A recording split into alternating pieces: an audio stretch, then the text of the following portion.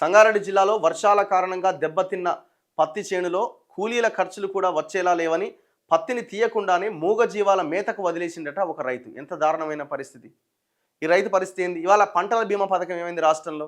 కాంగ్రెస్ మేనిఫెస్టోలో పెట్టింది కదా, మేము పంటల బీమా పథకాన్ని అమలు చేస్తామని. ఆ గవర్నమెంట్లో లేదు, ఈ గవర్నమెంట్లో లేదు. ఎంత సమయం పడుతుంది మీకు? మీరు ఫ్యూచర్ సిటీలు, మూసీలు వీటి మీద చేసిన రివ్యూ, దాంట్లో ఒక గంట సేపు, దాంట్లో గంట 2 గంటల సమయాన్ని దీనికోసం కేటాయిస్తే ఒక పథకం తయారవుతుంది కదా, ఎందుకు చేయలేకపోతున్నారు? మీరు రైతు భరోసాలు, రుణమాఫీలు ఇవి కాదు, వీటికంటే తక్షణం కావాల్సింది పంటల బీమా పథకం. పంట నష్టపోయిన, ఏ కారణం చేతనైనా పంట నష్టపోయిన రైతులకు మీరు మెరుగైన ప్యాకేజీ కనుక ఇవ్వగలిగితే రైతులు మళ్ళీ వాళ్ళ కాళ్ళ మీద వాళ్ళు నిలబడగలుగుతారు, ఆత్మహత్యలు లేకుండా ఉంటాయి. ఏం దారుణం! ఇప్పుడు ఆ రైతు పరిస్థితి ఏంది? ఇగో విపత్తి నామ సంవత్సరం, విపత్తి అంటే విపత్తు నామ సంవత్సరంగా మారిపోయింది. దిగుబడి సగమైంది, మద్దతు ధర రాలే. చాలా దారుణంగా ఉన్నది. రాష్ట్రంలో రైతులకు ఈ ఏడాది విపత్తులనే మిగిల్చింది. వర్షాధార పంటల్లో ప్రధానమైన పత్తి ఈ ఏడాది 46 లక్షల ఎకరాల్లో సాగైంది. కిందటి ఏడాదితో పోలిస్తే 1,25,000 ఎకరాలు ఎక్కువ.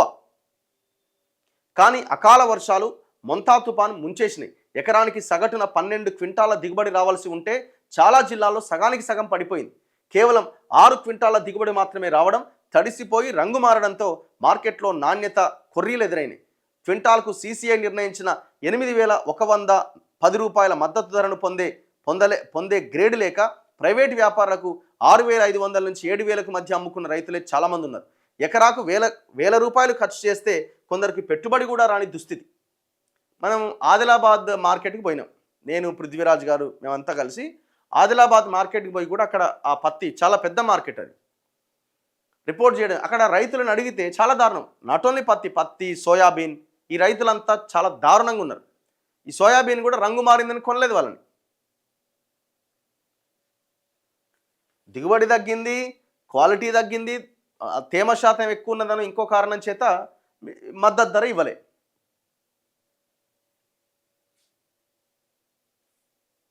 ఎకరాకు 5 నుంచి 6 క్వింటాలు వస్తాయి, ఏం చేయాలా రైతులు? దారుణం పాపం.